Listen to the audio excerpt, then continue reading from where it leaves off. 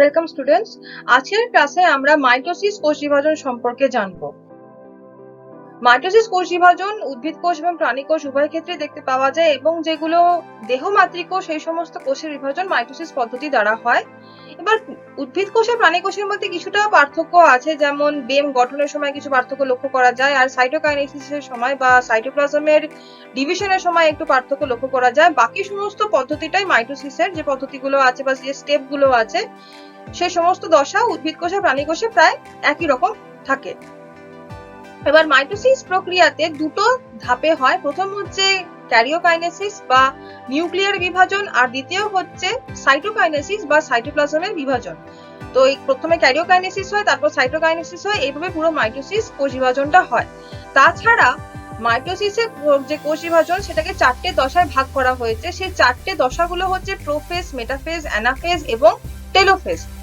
এবার এই চারটে দশার আলাদা আলাদা বৈশিষ্ট্য আছে। তখন ক্রোমোজোমে কিরকম চেঞ্জেস হয় বা নিউক্লিয়াসে কিরকম পরিবর্তন হয়, সাইটোপ্লাজমে কিরকম পরিবর্তন হয়, তো চারটে দশা আলাদা আলাদা পরিবর্তন দেখতে পাওয়া যায়, যে বৈশিষ্ট্যগুলো থেকে পরীক্ষায় প্রশ্ন দেয় এবং একটু পরে আমরা সেই বৈশিষ্ট্যগুলো সম্পর্কে আলোচনা করব। এছাড়া কি হয় যে কোষ বিভাজন হওয়ার আগে ডিএনএ আরএনএ প্রোটিন সংশ্লেষ হয়, যাতে যখন অপত্য কোষ তৈরি হবে সেই অপত্য কোষে যেন ডিএনএ আরএনএ প্রোটিন এই সমস্ত পরিমাণগুলো নিয়ন্ত্রিত ভাবে রাখা যায়। আরেকটা বৈশিষ্ট্য হচ্ছে মাইটোসিসের সময়, যেটা আগে লেকচার ভিডিওতেও বলেছিলাম, যে মাইটোসিসে যে মাতৃকোষ আছে, মাতৃকোষে যে সংখ্যায় ক্রোমোজোম থাকে অপত্য কোষেও একই সংখ্যায় ক্রোমোজোম রাখা হয়, মানে এখানে অর্ধেক হয়ে যায় না, একই সংখ্যক ক্রোমোজোম অপত্য কোষেও থাকে। এবার যখন এই ডিএনএ আরএনএ প্রোটিন সংশ্লেষ হয় মাইটোসিস মানে কোষ বিভাজন শুরু হওয়ার আগে, তখন সেই দশাটাকে বলা হয় ইন্টারফেজ দশা, মানে সেই সময় বলতে পারি প্রস্তুতি দশা, যখন ডিএনএ আরএনএ প্রোটিন সব তৈরি করে সেল রেখে দেয়। এবার ইন্টারফেজ যে প্রকৃতপক্ষে দুটি কোষ বিভাজনের অন্তর্বর্তী দশা আমরা বলতে পারি। এবার আমরা প্রত্যেকটি যে ধাপগুলো আছে, মানে প্রোফেজ, মেটাফেজ, অ্যানাফেজ এবং টেলোফেজ, এগুলো সম্পর্কে আলোচনা করব। প্রথম যে ধাপটি আছে সেটা হচ্ছে প্রোফেজ। প্রো মানেই হচ্ছে বিফোর, মানে শুরুর দিকে যে ফেজটা হয়, প্রথম ফেজ। এই ফেজটি প্রথম হয় এবং খানিকটা দীর্ঘস্থায়ী হয়। বৈশিষ্ট্যগুলো হচ্ছে এই দশাতে ক্রোমাটিন সূত্রগুলো, মানে যে ক্রোমাটিন সূত্রগুলি আছে এগুলো বিয়োজন ঘটিয়ে ধীরে ধীরে স্পষ্ট হয়ে যায়। বেশ মানে ক্রোমাটিন গুলো যে সুতোগুলো থাকে সেগুলো তো কুণ্ডলীকৃত হয়ে বেশ ক্রমশ ছোট হয়ে যায়, মোটা হয়ে যায়, সেই জন্য আমরা মাইক্রোস্কোপে বা অনুবীক্ষণ যন্ত্রে এগুলো দেখতে পাই। না হলে ক্রোমোজোমটা এতই সূক্ষ্ম হয় যে চোখে দেখা যায় না, কিন্তু এই প্রোফেজ যখন থেকে শুরু হচ্ছে এগুলো একটু যেহেতু স্থূল হয়ে যায়, মোটা হয়ে যায়, সেই জন্য এগুলো চোখে দেখা যায়। এবার তখন কি ক্রোমোজোম বলা হচ্ছে, এই ক্রোমোজোম সৃষ্টি করছে। এবার ক্রোমাটিন তন্তু থেকে ক্রোমোজোম তৈরি হচ্ছে।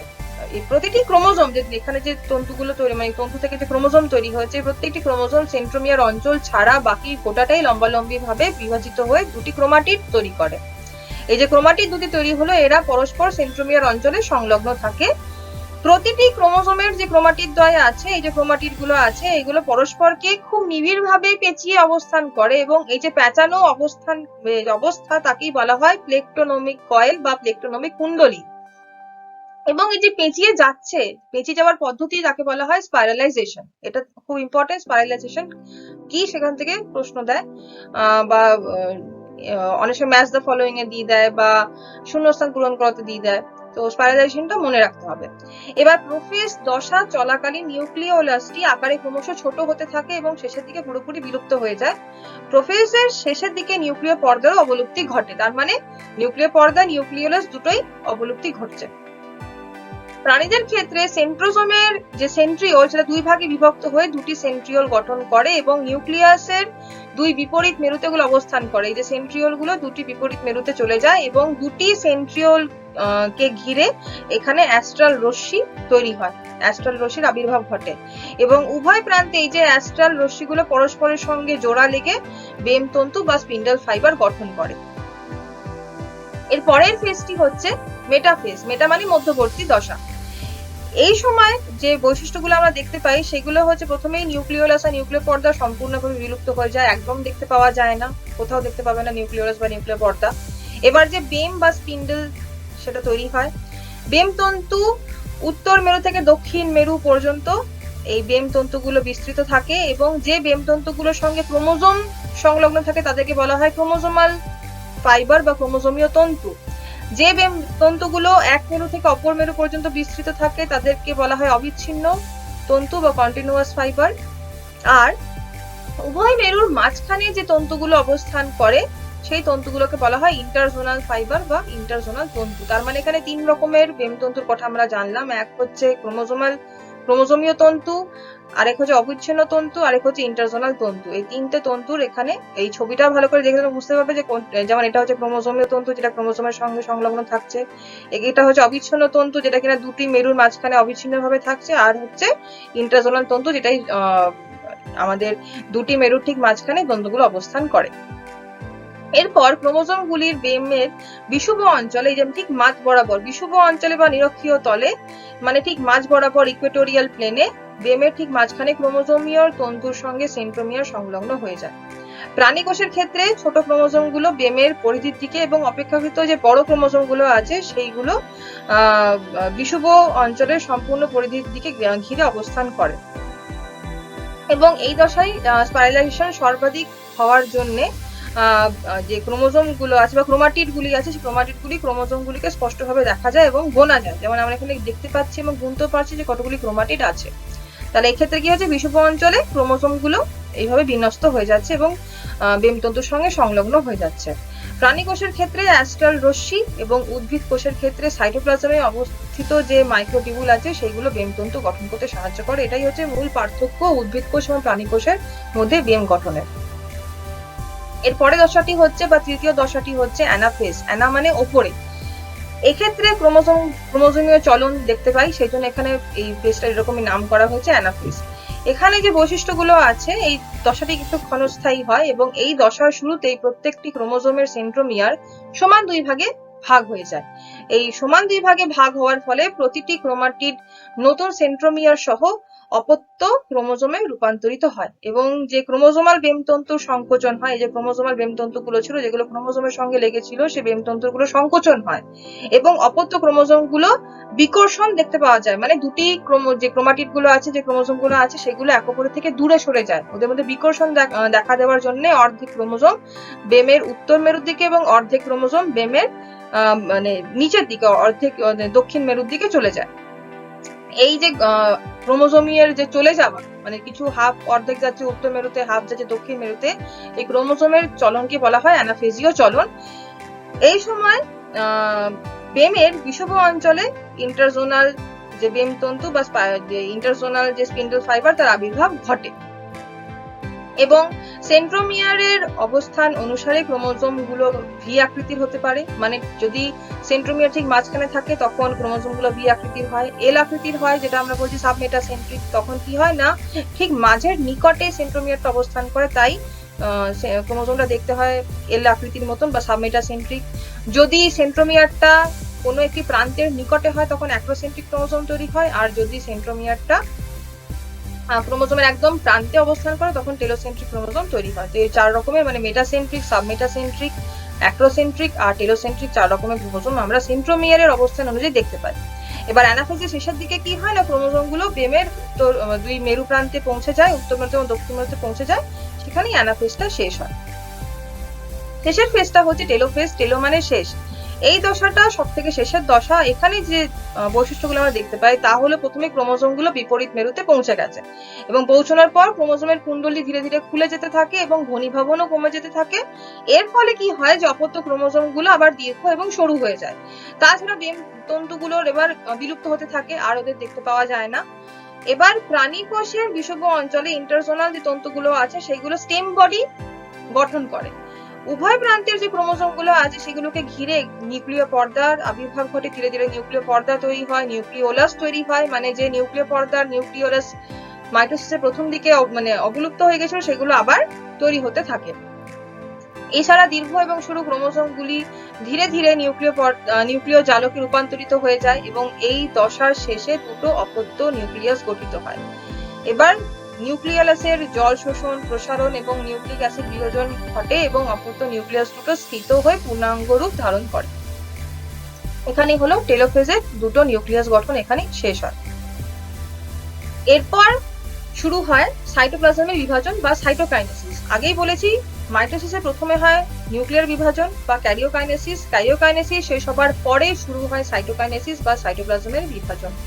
নিউক্লিয়াস বিভাজনের পর যেহেতু শুরু হচ্ছে, এখানে কি হচ্ছে, বেমের বিষুব অঞ্চল মাঝ বরাবর যেসব মাইক্রোফিলামেন্ট থাকে, সেই মাইক্রোফিলামেন্ট গুলো সূক্ষ্ম তন্তু গুচ্ছাকারে জমা হয়, ফ্র্যাগমোপ্লাস্ট তৈরি করে, যা গলজি ভেসিকেলের সঙ্গে মিলিত হয়ে কোষপাত বা সেল প্লেট গঠন করে উদ্ভিদ কোষের ক্ষেত্রে।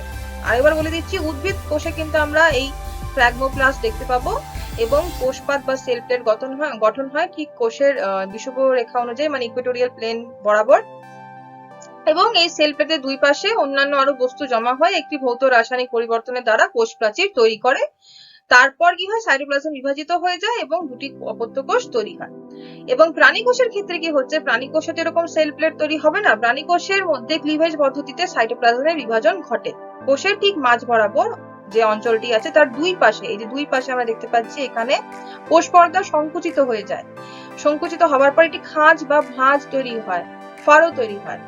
বিপরীত প্রান্তের এই যে কোষ পর্দার ভাঁজ, এটা ক্রমশ ভিতরের দিকে বিস্তৃত হতে থাকে এবং একটা সময় আসে যখন এরা পরস্পর মিলিত হয়ে সংলগ্ন হয়ে দুটি কোষের সাইটোপ্লাজমকে সম্পূর্ণরূপে দুই ভাগে ভাগ করে দেয়। এবং এখানে কি হচ্ছে, একটি কোষ থেকে আমরা দুটি অপত্য কোষ পেয়ে যাচ্ছি। তো এইভাবে উদ্ভিদ কোষ এবং প্রাণী কোষে সাইটোপ্লাজমের বিভাজন হয়ে থাকে। এবার যদি সাইটোকাইনেসিস না হয়, মানে সাইটোপ্লাজমের বিভাজন যদি না হয়, তখন কি হবে? তো প্রথমে যেহেতু ক্যারিওকাইনেসিস হচ্ছে, তাই জন্য নিউক্লিয়ার বিভাজন কিন্তু হয়ে যাচ্ছে, তার মানে একটি কোষে দুটি নিউক্লিয়াস তৈরি হয়ে যাচ্ছে। তারপর যদি সাইটোকাইনেসিস বা সাইটোপ্লাজমের বিভাজন না হলো, তখন একটি কোষে একাধিক নিউক্লিয়াস তৈরি হয়ে যায়। এরকম কোষ যদি তৈরি হয় যেখানে একাধিক নিউক্লিয়াস তৈরি হয়ে গেছে, তখন সেই রকম কোষকে উদ্ভিদ কোষ যদি হয় তাহলে তাকে বলা হয় সাইনোসাইট, আর যদি প্রাণী কোষ হয় তখন তাকে বলা হয় সিনসিটিয়াম। তো সিনসিটিয়াম বা সাইনোসাইট হচ্ছে এমন কোষ যেখানে ক্যারিওকাইনেসিস হওয়ার জন্য একাধিক নিউক্লিয়াস তৈরি হয়েছে, কিন্তু সাইটোকাইনেসিস হয়নি, সেই জন্য একটি কোষের মধ্যে অনেকগুলি নিউক্লিয়াস থাকছে। তার এবার বলে দিচ্ছি, উদ্ভিদ কোষে এটা হচ্ছে সাইনোসাইট, প্রাণী কোষে এর নাম হচ্ছে সিনসিটিয়াম। এবার যে শেষের টপিকটা আজকে আমরা জানবো সেটা হচ্ছে উদ্ভিদ কোষ আর প্রাণী কোষের মধ্যে মাইটোসিসের কি কি পার্থক্য থাকে। প্রথম হচ্ছে বেমতন্তু গঠনের। আগেও বলেছি যে উদ্ভিদ কোষে মাইক্রোটিউবুল অনুদৈর্ঘ্যভাবে সজ্জিত হয়ে বেমতন্তু গঠন করে, আর প্রাণী কোষের ক্ষেত্রে সেন্ট্রোজোমের যে অ্যাস্ট্রাল রশ্মি থেকে বেমতন্তু তৈরি হয়। সেন্ট্রোজোম দুটি দুই ভাগে ভাগ হয়ে যায়, নিউক্লিয়াসের দুই মেরুতে, মানে উত্তর মেরু এবং দক্ষিণ মেরুতে চলে যায়, 180 ডিগ্রি কোণে তারা অবস্থান করে। সেন্ট্রোজোমের অ্যাস্ট্রাল রশ্মি বিপরীত দিকে বিস্তৃত হয়ে দুটি মেরুর মধ্যে যোগাযোগ স্থাপন করে। আরেকটি পার্থক্য হচ্ছে সাইটোকাইনেসিসের সময়। তো উদ্ভিদ কোষে সেল প্লেট গঠনের মাধ্যমে সাইটোকাইনেসিস হয় বা সাইটোপ্লাজম বিভাজন হয়। টেলোফেজ দশায় অপত্য নিউক্লিয়াস দুটির মাঝখানে ফ্র্যাগমোপ্লাস্ট তৈরি হয়, যা থেকে সেল প্লেট তৈরি হয় এবং এই সেল প্লেট গঠনের জন্যই সাইটোপ্লাজমটা দুই ভাগে বিভক্ত হয়ে যায়। আর প্রাণী কোষের ক্ষেত্রে ক্লিভেজ পদ্ধতিতে সাইটোকাইনেসিস হয়। অ্যানাফেজ দশায় স্টেম বডি তৈরি হয়, যেটা কিনা ইন্টারজোনাল ফাইবার থেকে তৈরি হচ্ছে। ইন্টারজোনাল যে ক্রোমোজোমীয় তন্তু সেখান থেকে, মানে ইন্টারজোনাল যে ফাইবার বা তন্তু আছে, বেমতন্তু, সেখান থেকে তৈরি হয়। এবং এই সেল বডি থেকে কি হচ্ছে, কোষের দুই পাশে কোষ পর্দার ভাঁজ হতে থাকছে, ফারো তৈরি হয় এবং এই ফারো বা ভাঁজ ধীরে ধীরে বিস্তৃত হতে থাকে এবং একটা সময় আসে যখন দুই দিকে ভাঁজ এসে মাঝখানে সংলগ্ন হয়ে যায় এবং প্রাণী কোষের সাইটোপ্লাজমকে সমান দুই ভাগে ভাগ করে দিয়ে দুটি অপত্য কোষ তৈরি করে। তো এইভাবে উদ্ভিদ কোষ আর প্রাণী কোষের মধ্যে মাইটোসিস ঘটে থাকে। এখানে যেমন চিত্র দেওয়া আছে, চিত্র তো ভালো করে বুঝতে পারবে যে কেমন করে উদ্ভিদ কোষের ক্ষেত্রে সেল প্লেট দিয়ে সাইটোকাইনেসিস হচ্ছে, আর প্রাণী কোষে ক্লিভেজ দিয়ে বা ফারো তৈরি করে সাইটোকাইনেসিস হচ্ছে। আর তাছাড়া আরেকটি যেটা বললাম যে উদ্ভিদ কোষের ক্ষেত্রে মাইক্রোটিউবুল দিয়ে বেম গঠন হয়, প্রাণী কোষের ক্ষেত্রে সেন্ট্রোজোমের অ্যাস্ট্রাল রশ্মি দিয়ে বেম গঠন হয়। তো এই ছিল মোট উদ্ভিদ কোষ আর প্রাণী কোষের মধ্যে মাইটোসিসের প্রধান দুটি পার্থক্য। তো আজকে যে টপিকটা আমরা বললাম মাইটোসিস, এখান থেকে যে প্রত্যেকটি দশা আছে, মানে প্রোফেজ, মেটাফেজ, অ্যানাফেজ এবং টেলোফেজ, এখান থেকে প্রশ্ন দেয়, ছবিও দিতে হবে এবং বৈশিষ্ট্যগুলো মনে রেখে লিখে আসতে হবে খাতাতে। তাছাড়া এই পার্থক্য থেকে প্রশ্ন দেয়, সাইটোকাইনেসিস কাকে বলে, ক্যারিওকাইনেসিস কাকে বলে, সেখান থেকেও প্রশ্ন দিতে পারে। আর এই যে ছবি, প্রত্যেকটি দশার ছবি কিন্তু খুব ভালো করে প্র্যাকটিস করতে হবে এবং এখান থেকে মানে পুরো চিহ্ন সমেত, মানে চিহ্নিত করে ছবিগুলো পরীক্ষার খাতায় এঁকে আসতে হবে। তো এই ছিল আজকের মতন। তো যদি তোমাদের মাইটোসিস টপিকটি ভালো লেগে থাকে এবং তোমরা টপিকটি ভালো করে বুঝে থাকো, তাহলে অবশ্যই আমার চ্যানেলটিকে লাইক, শেয়ার আর সাবস্ক্রাইব করে দেবে আর পাশে বেল আইকনটি প্রেস করে দেবে। তো আজকের মতন এতখানি। পরের ক্লাসে আমরা মিয়োসিস সম্পর্কে আলোচনা করব। সবাই ভালো করে পড়াশোনা করো। ধন্যবাদ।